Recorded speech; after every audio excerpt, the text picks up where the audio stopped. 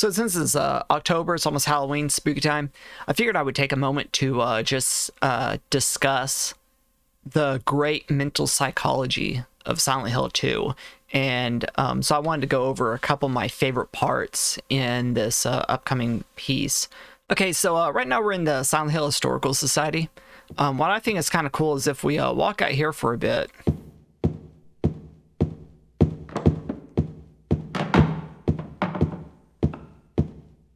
You notice those the creaking sounds and that kind of thing. But if we come over here, and if we come back out here,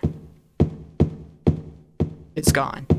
It doesn't happen again. It only happens at one instance when you walk in. And after that, it doesn't happen again. So it's things like that. It's just really unsettling things. Let's go to the next room.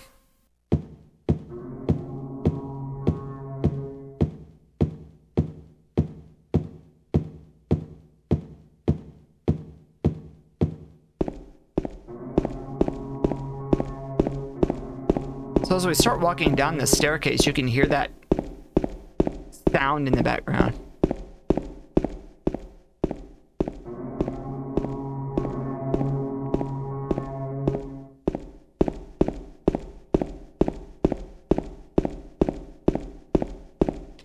And the fact that this staircase takes an absolute eternity to walk down adds even more to the tension.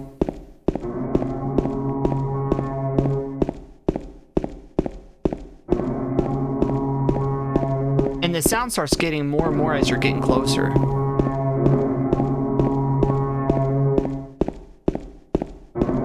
It's just building that tension, that unsettling feeling.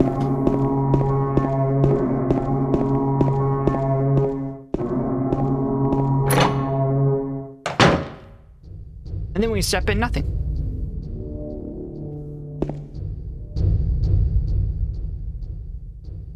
And now we're in the jail.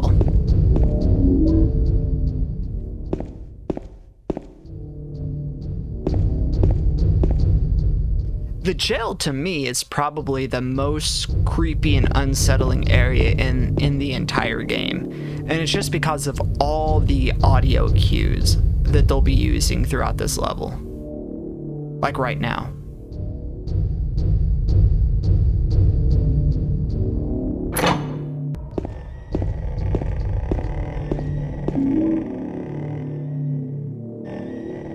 And like that sound you can hear is almost like a person hanging from a noose, that creaking sound.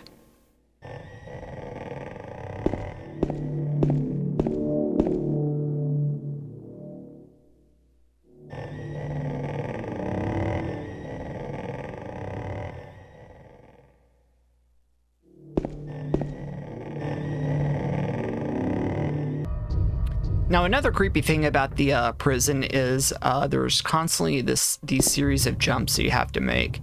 And it's a dark hole. What are we gonna do?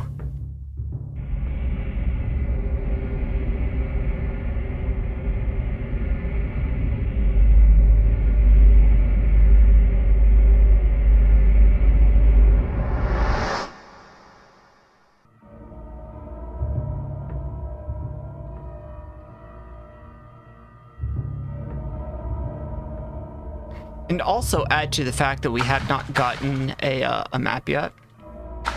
So we're still kind of just blindly walking around.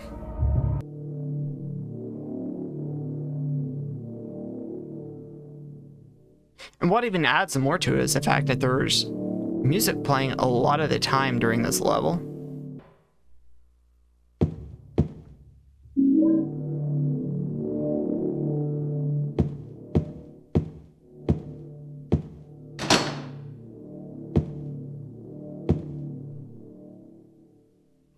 And of course, at that point, it's scripted for your light to go out.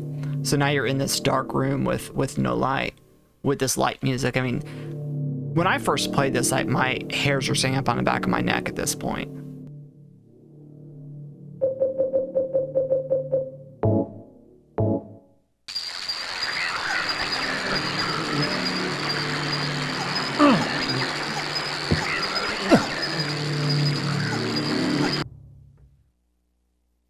And yet another jump.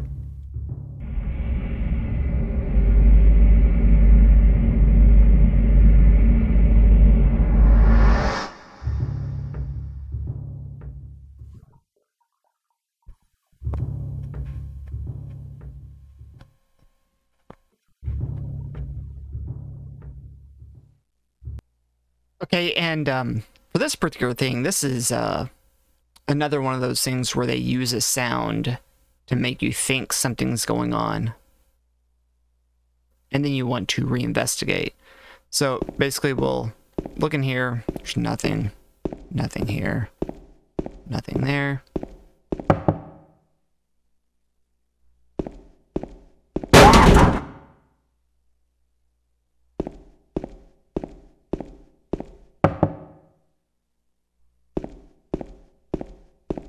It's just one of those things where if you're really keyed in, that's a total jump scare. I think the first time I experienced that, I did jump up a little. Silent Hill 2 doesn't utilize a lot of jump scares, but for the few instances that they do, it's very effective.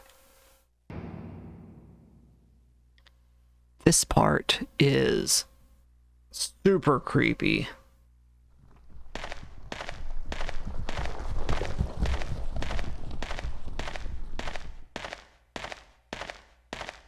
Because it's just this big open area.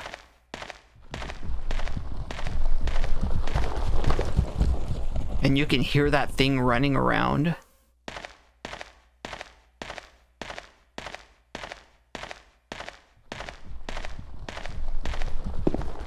And in the middle is a gallows.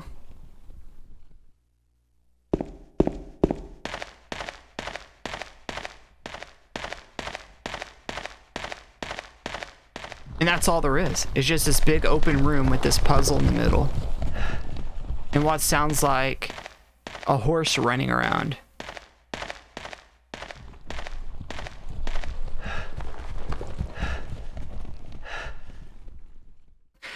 What I thought was kind of cool was in the remake reveal trailer, this area it was raining inside here. So I was like, that's kind of a nice touch. I don't know if that'll break the mood of the original though, because as you see, like this whole area is very, very just unsettling. And if it's raining, I don't know if that would break that tension. But probably what I think is the creepiest thing of the entire game is this right here.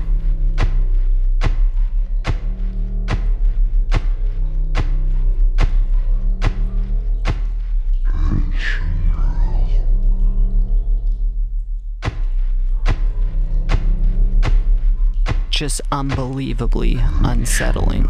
Okay, and for my final illustration, I guess, we're in Pyramid Head's lair, or whatever you want to call it. And this whole entire next scene just really exemplifies this psychological terror that Silent Hill 2 embodies.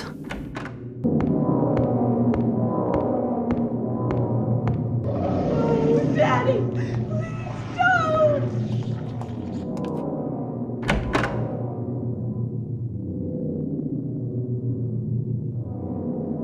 Let's just take it all in.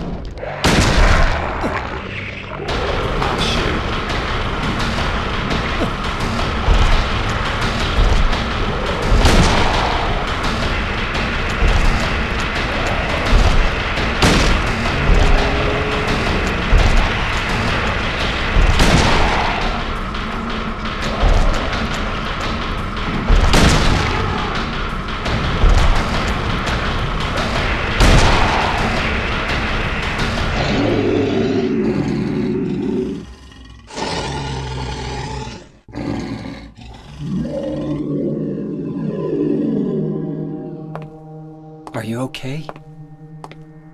Oh!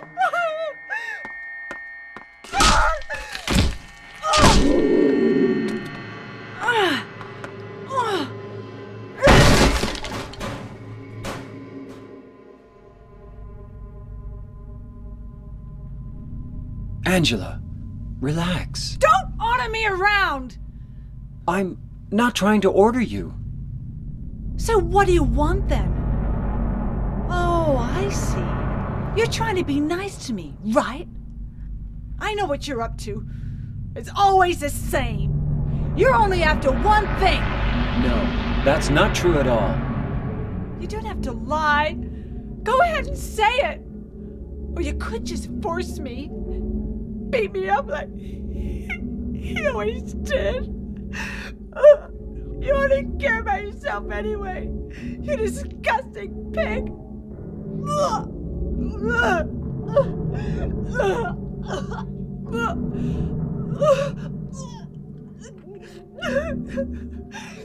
Angela. Don't touch me! You make me sick.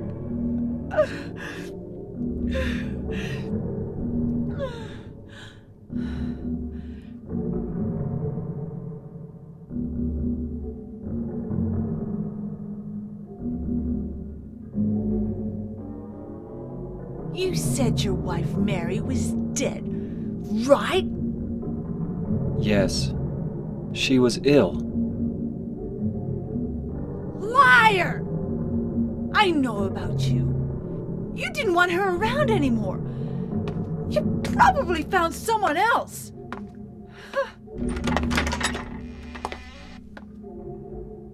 That's ridiculous. I never... So the thing about Angela is it doesn't come right out and say it, but it's pretty self-explanatory that she's a victim of rape, possibly a victim of molest. And the thing that's really eerie about this room is this is essentially the room where it's all taking place, and you save her from her captor. But if you look at the back, this wall is just this constant pulsing of these pistons or whatever. It just really brings to mind the trauma that she's endured. But yeah, so I guess that's about it. I just wanted to go through this whole area and discuss it a little bit because the entire jail historical society area is just unbelievably atmospheric. It's just so unsettling, so creepy, so weird. And that's just a taste of some of the stuff that you encounter here. But Team Silent did a absolute phenomenal job on building that atmosphere and using certain like audio cues to lead up and crescendo to certain moments. And sometimes it'll be an actual moment, and sometimes it'll just lead up and then it'll just stop. And all it was just building that tension, and you're thinking something's about to happen, and then they just pull the rug out from under you and nothing actually happens. It's just so genius that nobody else in survival horror was doing. Resident Evil wasn't doing any of that. Alone in the Dark wasn't doing any of that. It was something that Team Silent was doing and taking advantage of in remarkable degree. But yeah, so there's a little taste of Silent Hill 2, so thanks for watching.